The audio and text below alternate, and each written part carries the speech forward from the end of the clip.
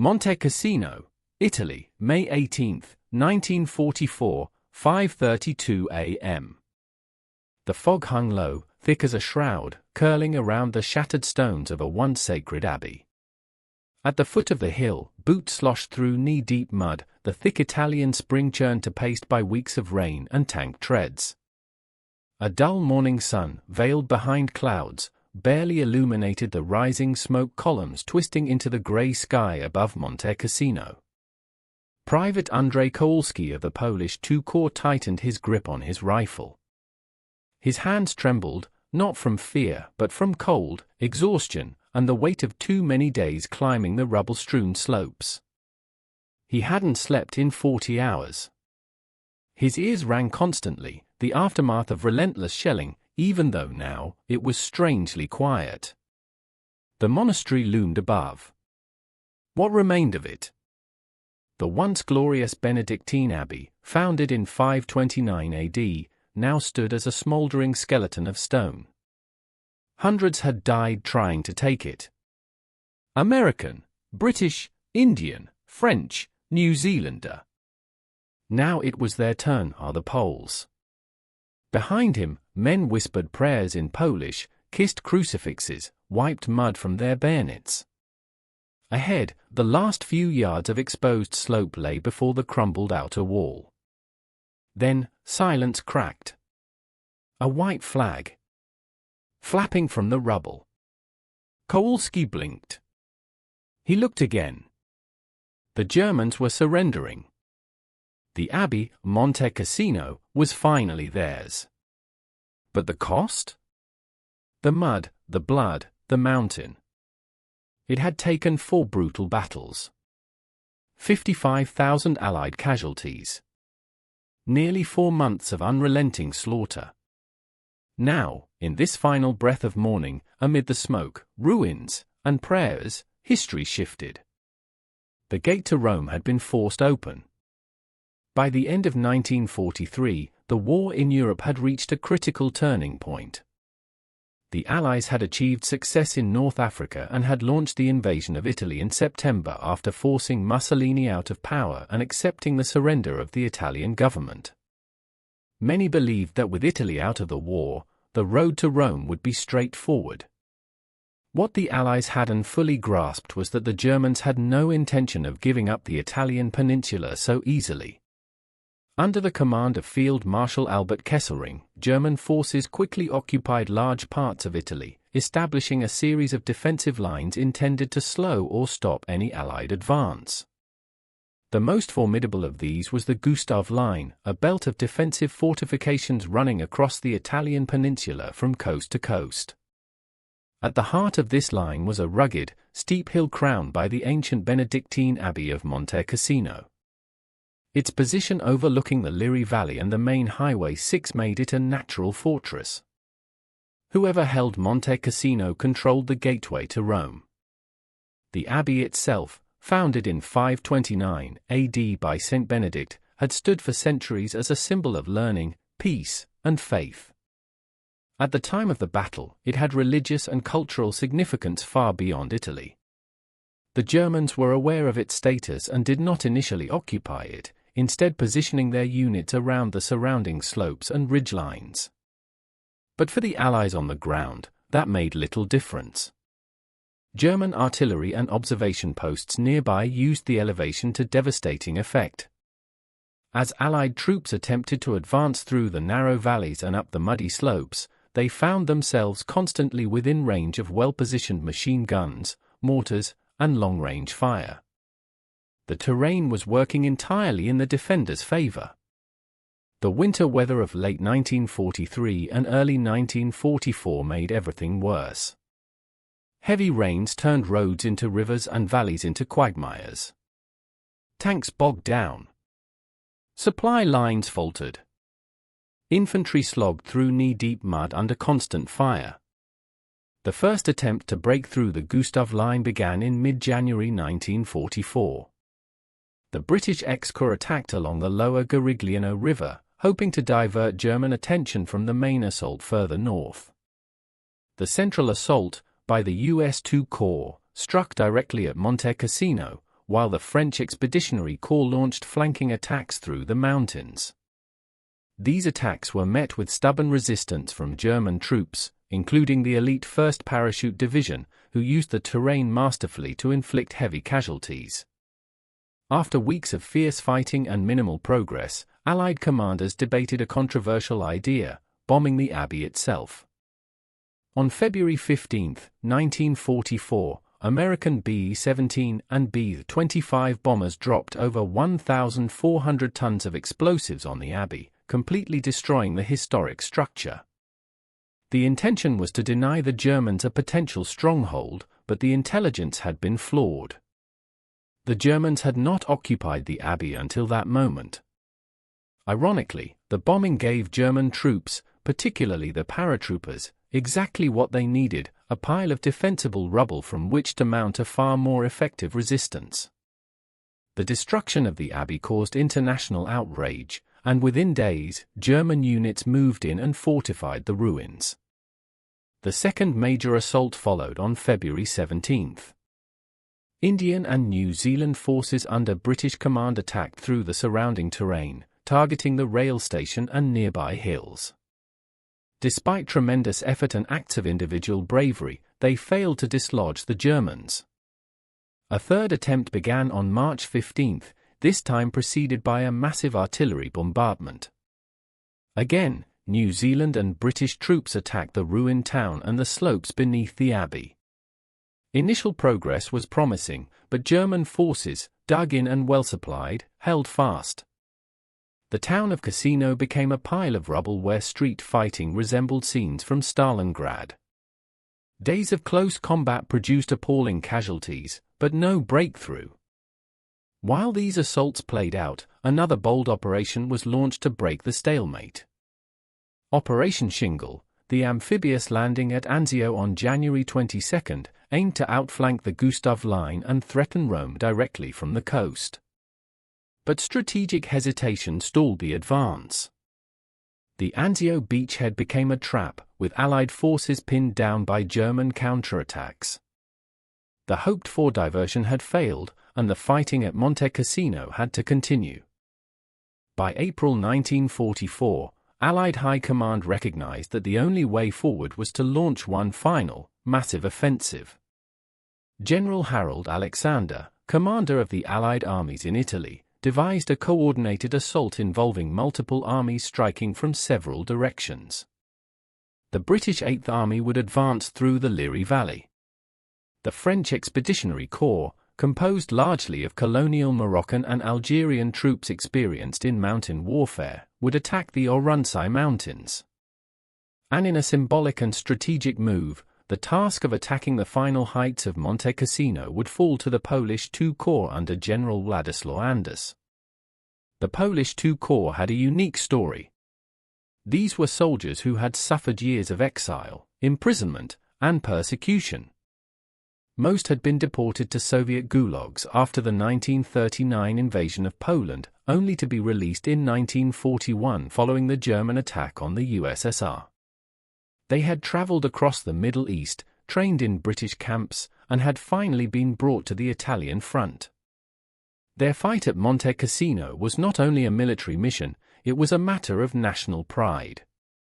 They fought not for territory or political gain, but to prove that Poland still stood, even if its homeland was divided and occupied. The fourth and final Battle of Monte Cassino began on the night of May 11, 1944. At exactly 11 p.m., over 1,600 Allied artillery guns opened fire along a 20-kilometer front. The ground shook for hours as shells rained down on German positions. At dawn, Polish troops began their uphill assault. They encountered intense resistance from entrenched German defenders who knew every contour of the slopes. Mines, sniper fire, booby traps, and well-camouflaged bunkers slowed the advance to a crawl. Casualties mounted rapidly. The terrain was treacherous, steep, rocky, and covered in the ruins of earlier assaults. But the Polish troops pressed on. They advanced by inches, often fighting hand-to-hand in the rubble. Each ridgeline and gully had to be taken with blood. The weather, as always, was miserable. Mud clung to every boot. Rain soaked every uniform. Still they climbed, pushing toward the shattered ruins of the Abbey. For days, the fighting continued without pause. German paratroopers refused to retreat. Polish officers led from the front. Entire companies were wiped out on the slopes, but reinforcements kept coming. By May 17, the Polish flag was within sight of the Abbey walls. That night, under cover of darkness, German forces began to withdraw from Monte Cassino. On the morning of May 18, a patrol from the Polish 12th Podolian Uhlans regiment reached the top. They found it empty, no defenders, just smoke, silence, and stone. At precisely 10:20 a.m., the Polish flag was raised over the ruins. A British bugler played the call for victory. After 4 battles, 123 days of combat, and over 55,000 Allied casualties, Monte Cassino had finally fallen. The final battle for Monte Cassino was not just a military operation, it was a test of endurance, identity, and willpower. As the fourth assault began on May 11, 1944, the soldiers involved weren't charging forward with confidence. They were crawling, bleeding, and dragging themselves through terrain that had already swallowed thousands before them. To the commanders, this was Operation Diadem. To the men on the ground, it was another dance with death on a mountain that had become soaked in blood. The Polish II Corps had been training and waiting for this moment. Their involvement wasn't merely strategic, it was symbolic. These soldiers had suffered exile, starvation, and political betrayal. They came from the far corners of Eastern Europe, many having been torn from their homes by Soviet purges, only to be released years later after Stalin changed sides. They wore British uniforms, used British rifles, but their hearts beat for Poland, a Poland that no longer truly existed on any map. For them, the shattered Abbey of Monte Cassino was more than an objective, it was a mission to restore their nation's honor in the eyes of the world. They knew it would cost them everything. As they prepared to assault the German lines on the slopes of Hill 593 and the infamous Phantom Ridge, the mood was grim.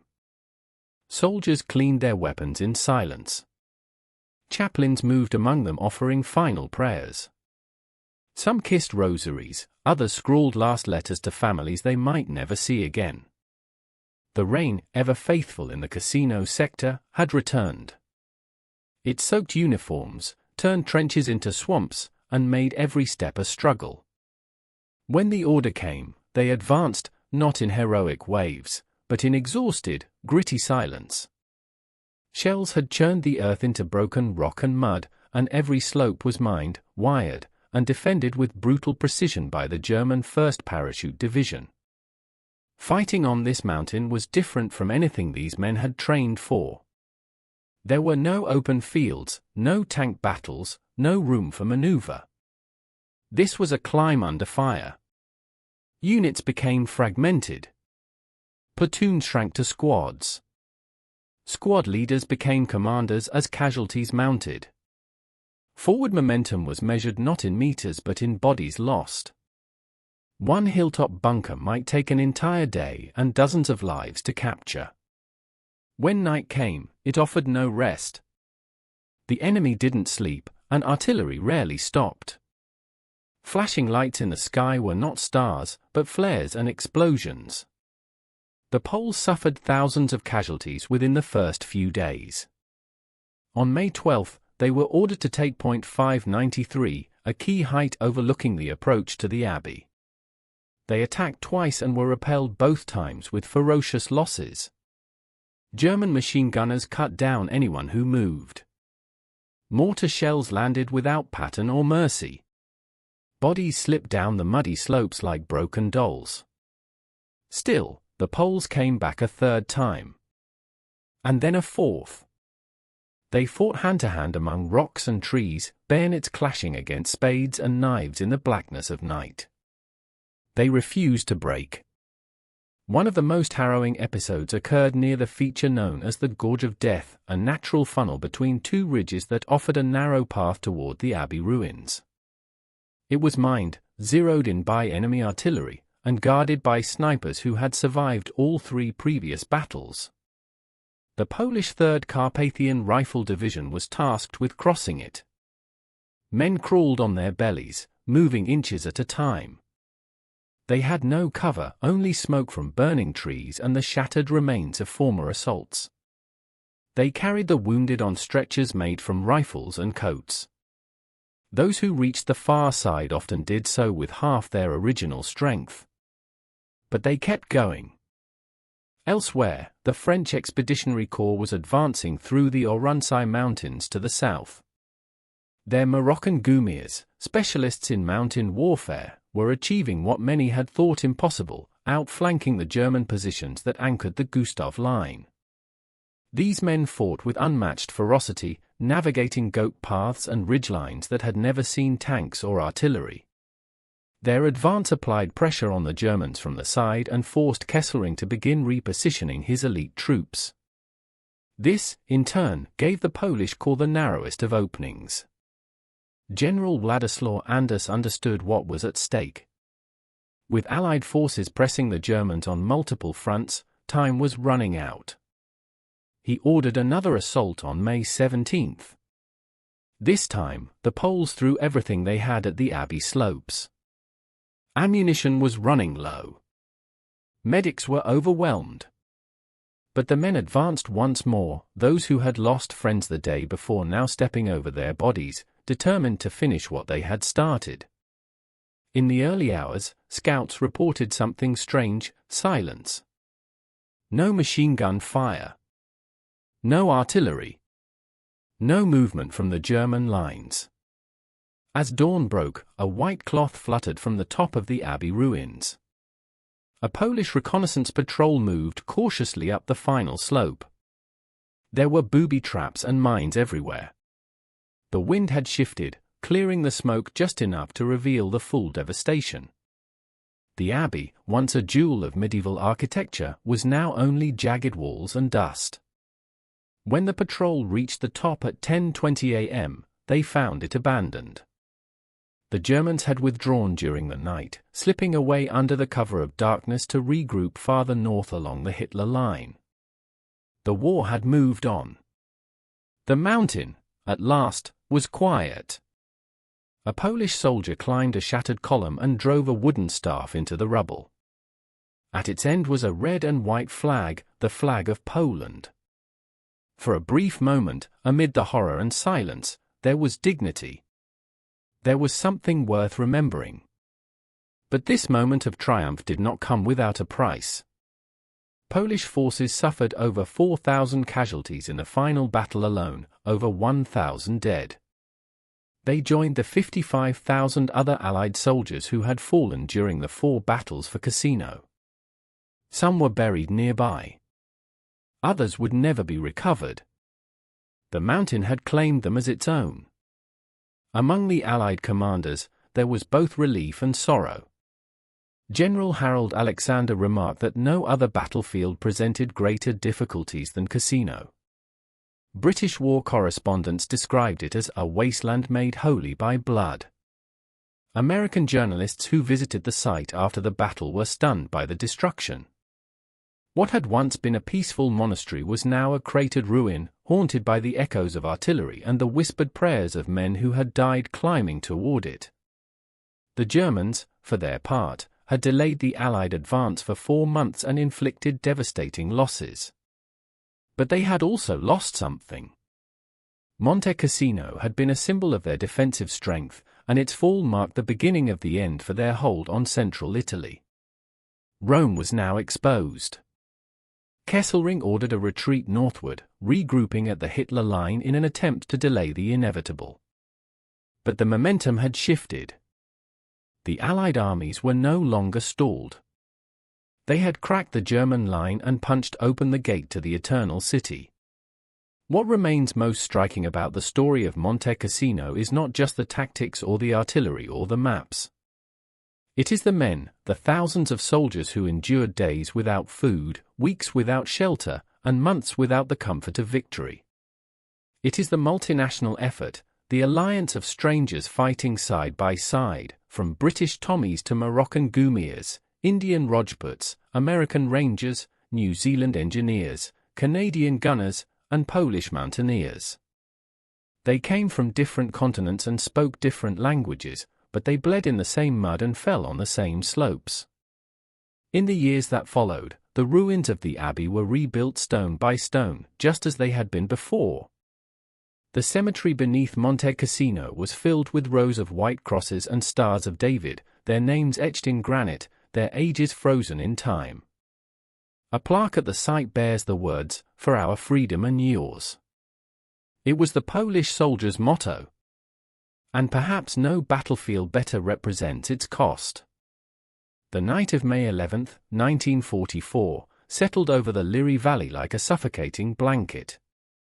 Thunderclouds rolled above, threatening more rain, but it was the thunder of men, not weather, that would soon tear the silence apart. Across a 20-kilometer front, over 1,600 Allied artillery pieces stood ready. Guns had been dragged through mud, over collapsed roads, and into position for one of the largest barrages of the Italian campaign. The final assault on Monte Cassino was hours away, and those who had survived the previous battles knew what was coming. At exactly 11 p.m., the stillness exploded. Allied artillery unleashed a storm of shells onto German positions along the Gustav Line. For nearly 8 hours, the sky pulsed with fire. Hills and ravines that had long shielded German defenses were obliterated. The ground trembled. Trees were ripped from the soil. Bunkers collapsed, and communication lines went dead. Polish gunners, British field batteries, and American heavy guns all fired in coordinated waves, designed to shatter the enemy before infantry advanced.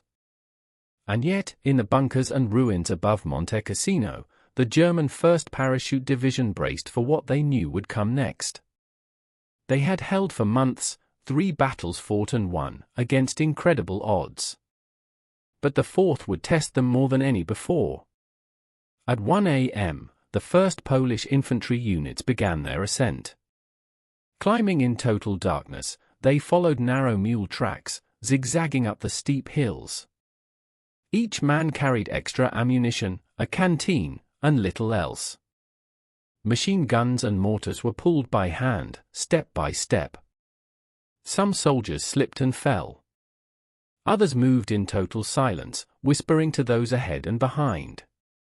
There were no shouted commands, only gestures, clenched fists, and nods. The mountain had consumed too many voices already. The Germans were waiting. As Polish scouts neared the base of Hill 593, flares suddenly illuminated the slopes, bathing them in an eerie, flickering light. Then came the fire. German milligram 42s opened up with their distinctive raw, 1,200 rounds per minute. Mortars whistled in from above. Mines exploded under boots. Men fell in bunches. But the Poles didn't stop. The 3rd Carpathian Rifle Division pressed forward, step by deadly step, closing in on the bunkers above. The attack stalled, then surged. By dawn on May 12, Hill 593 had been reached, but not taken. 2 battalions had been gutted in the attempt. Elsewhere on the line, the British 13th Corps was crossing the Rapido River under similar hellfire. Bailey bridges were thrown up under machine gun bursts. Indian and British engineers fell by the dozen trying to secure passage. French forces in the south were pushing into the Oronsai Mountains, moving quickly despite harsh terrain. Their flanking action was critical. If successful, it would crack the German right and force a withdrawal from Cassino. On the afternoon of May 12, the Poles launched a second assault on Hill 593. This time, they attacked from 2 directions, coordinating fire from mortars and artillery. The Germans, fortified in pillboxes carved from stone, poured down fire with precision. Despite brutal losses, the Poles reached the crest. For 30 minutes, hand grenades and bayonets dictated the outcome.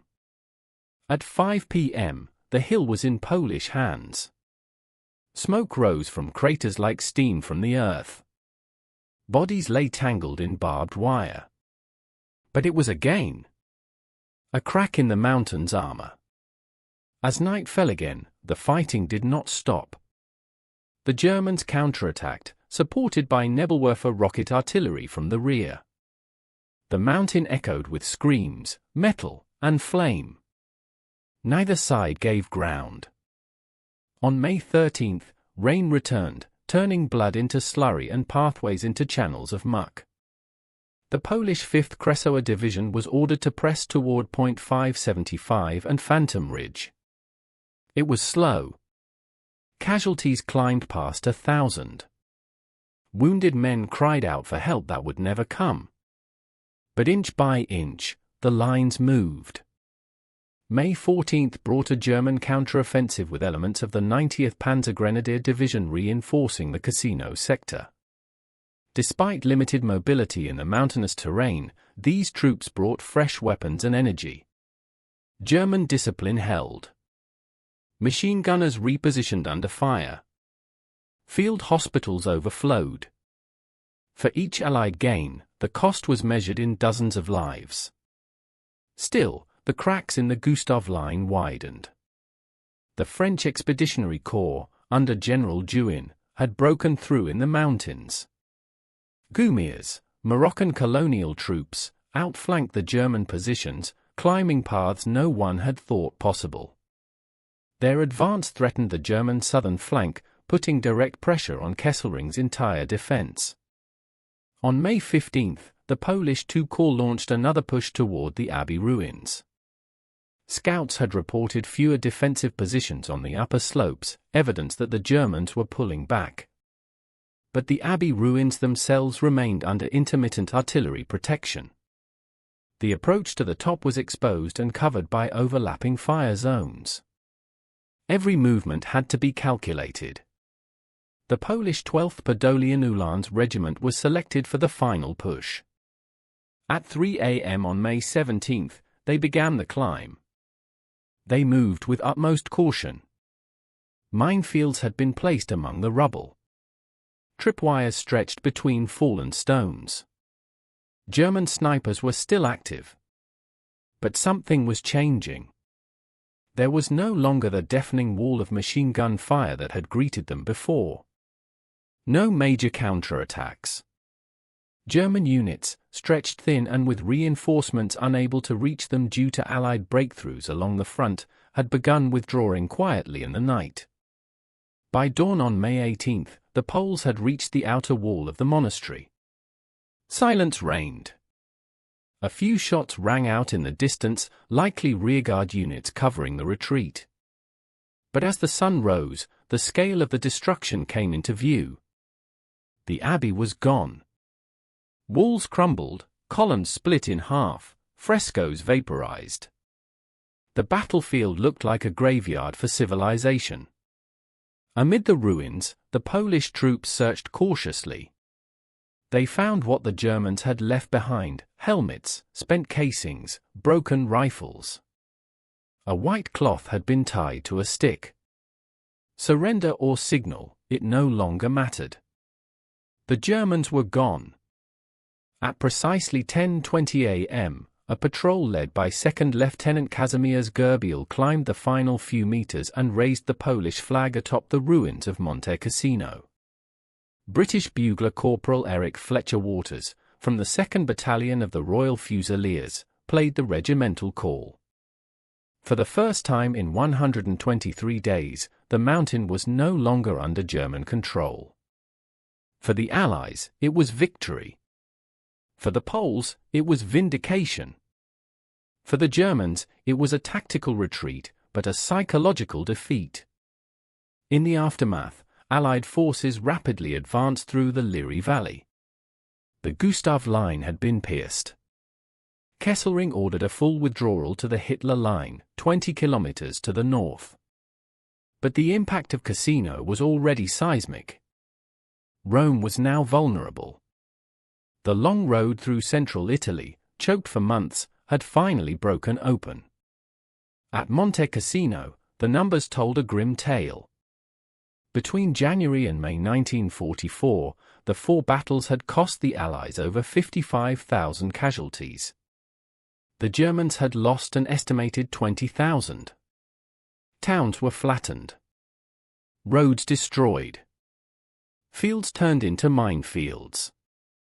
The monastery, once one of the greatest religious sites in Europe, had been reduced to smoking rubble. The men who survived carried the memories in silence.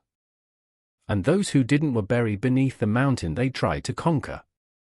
The 4th battle had proven that terrain, strategy, and determination could all be overcome, but never cheaply. It marked the turning point in the Italian campaign, breaking a defensive line once thought impenetrable. And it cemented the legacy of the units involved, especially the Polish II Corps, who, in a war that had already robbed them of their homeland, found meaning and pride in a flag raised over ash and stone. The fall of Monte Cassino on May 18, 1944, sent ripples across every front of the Italian campaign. It marked the end of one of the longest and bloodiest battles fought by the Western Allies in World War II. But for the soldiers, commanders, and nations involved, it was not simply a tactical success, it was a moment of psychological, political, and human reckoning. The mountain had been taken, yes, but at what cost? In the immediate wake of the Polish flag being raised over the ruins, units from the British, French, and American armies pushed forward rapidly through the Liri Valley. The Gustav Line, once deemed impenetrable, had collapsed under the weight of coordinated multinational pressure. The Germans, recognizing the danger of encirclement and further losses, withdrew in good order toward the next fortified position, the Hitler Line. Despite Allied momentum, Kesselring's forces managed to delay their pursuers once again, retreating skillfully while continuing to inflict casualties. It was not a rout. It was a strategic withdrawal. But the breakthrough at Cassino had finally unlocked central Italy. Within 2 weeks, on June 4, 1944, Allied troops entered Rome. The Eternal City was declared an open city, sparing it from urban destruction. American troops from the U.S. Fifth Army marched into the capital as civilians lined the streets. The fall of Rome was celebrated around the world, but was immediately overshadowed by the D-Day landings in Normandy just 2 days later. June 6, 1944, changed the trajectory of the war in Western Europe, pushing Cassino further back in headlines, though not in memory. The battlefield itself told the real story. Monte Cassino and the surrounding town had been reduced to total devastation. Where there had once been medieval architecture, there were now smoldering craters. The Abbey, one of the oldest in Christendom, lay in ruins. Its ancient manuscripts and treasures had been removed by German troops earlier in the war, under orders to preserve cultural heritage. But the building itself was gone, flattened by Allied bombs and artillery. In the eyes of many, its destruction, though militarily justified at the time, was a symbol of the war's tragic collateral damage. For the Allies, victory came at an immense cost. The 4 battles for Monte Cassino had taken 123 days. Official estimates report over 55,000 Allied casualties, spread across the multinational forces involved. British and Commonwealth forces suffered over 10,000 killed and wounded. French forces, including the Moroccan Goumiers, sustained heavy losses despite their heroic mountain advances. The Indian divisions, particularly the 4th and 8th, fought with distinction in impossible conditions, taking hundreds of casualties. The New Zealanders, involved in earlier failed assaults, lost hundreds of men in street-to-street fighting during the 3rd battle. American forces from the 34th and 36th Infantry Divisions endured high casualties in initial attacks and river crossings. The Polish II Corps alone suffered over 4,000 casualties in the final battle, with over 1,000 dead. The German defenders had also paid dearly. Estimates suggest they suffered close to 20,000 casualties over the course of the campaign. The paratroopers of the 1st Fallschirmjäger Division, who had held the Abbey ruins with remarkable discipline and skill, were nearly annihilated. German troops had used the terrain to maximum advantage, but eventually, the sheer scale of the Allied offensive overwhelmed them. Still, many units withdrew in good order, and their ability to regroup on the Hitler line delayed further Allied gains in the months that followed. The human cost extended beyond the battlefield. Italian civilians had been trapped for months between artillery duels, aerial bombardments, and ground combat. Villages around Cassino were destroyed. Thousands were killed or displaced. In some areas, including during the French advance through the Oronsay Mountains, reports emerged of atrocities, mass rapes and looting by colonial troops. These incidents, documented in post-war investigations and contemporary press, left deep scars in the region. The Italian civilian population, already suffering from famine, occupation, and fear, emerged from the battles traumatized and broken. Yet amid the destruction, there were moments of dignity. Allied burial details began recovering and interring the fallen almost immediately after the fighting ceased. In May 1944, just days after the battle ended, the process of creating the Monte Cassino War Cemetery began. Located beneath the mountain, the cemetery would eventually become the final resting place for over 1,000 Polish soldiers and thousands of other Allied troops. Today, white gravestones stretch across manicured lawns, bearing names and regimental insignia from every corner of the Allied world. Some graves are marked "Known unto God," men who died too disfigured to identify. Their sacrifice remains visible, eternal. The Polish contribution to the battle was recognized with global admiration. General Władysław Anders, who had led the Polish II Corps through the campaign, became a national hero.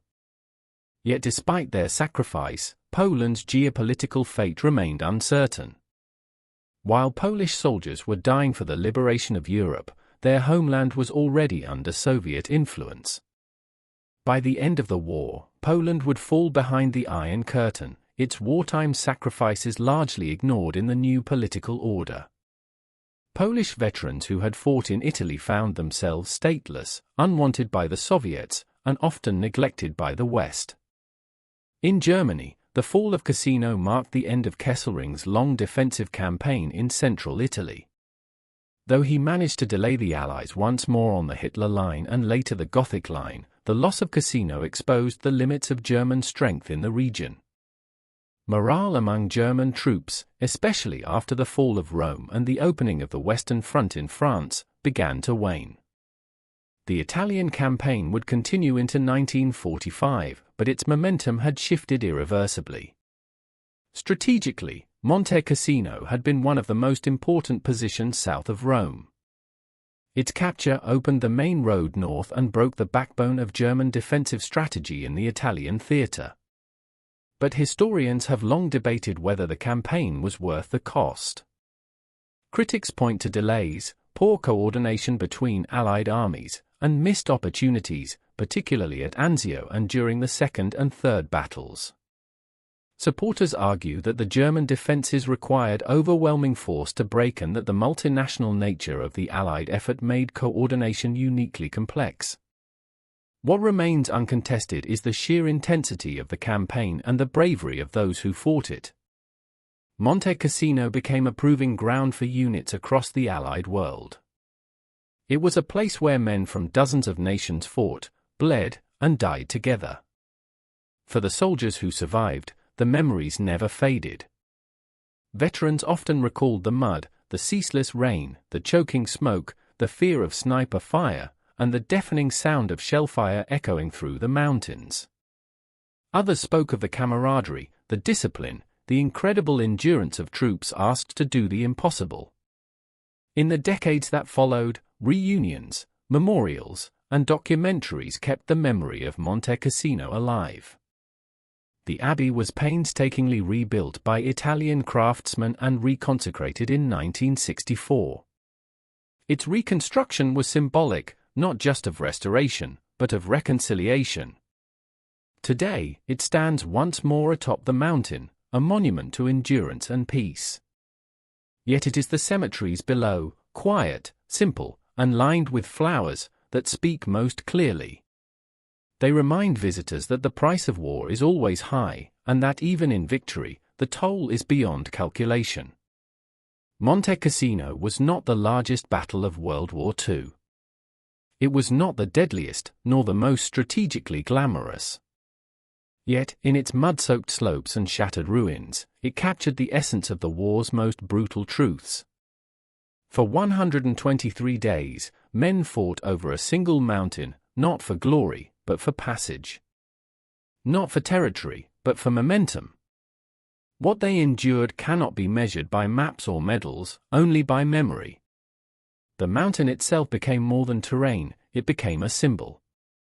For the Allies, it was an immovable object that had to fall if the campaign in Italy was to succeed. For the Germans, it was a bastion to delay, to hold, to bleed the enemy long enough to serve a higher strategy.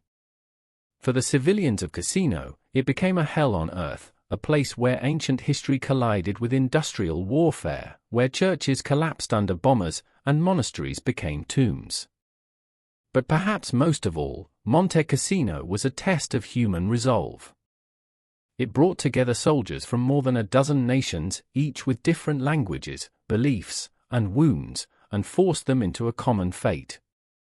From Polish mountaineers exiled from their homeland, to Indian sappers building bridges under fire, to Moroccan infantry climbing unclimbable cliffs, the mountain became a crucible of shared sacrifice. It was war stripped down to its hardest edge. The rebuilt Abbey now stands in silence, watching over a peaceful valley that once roared with explosions. Tourists visit its halls. Pilgrims walk its paths. Few truly grasp what happened there. But beneath the green lawns below, in the cemeteries carved into the hillside, rest thousands who gave everything just to reach that summit. Monte Cassino did not decide the war, but it revealed something fundamental about it, that even in the most senseless of battles, there can be courage, unity, and the enduring will to press forward. It taught the world that victory often comes slowly, painfully, and at a price too high to ever forget.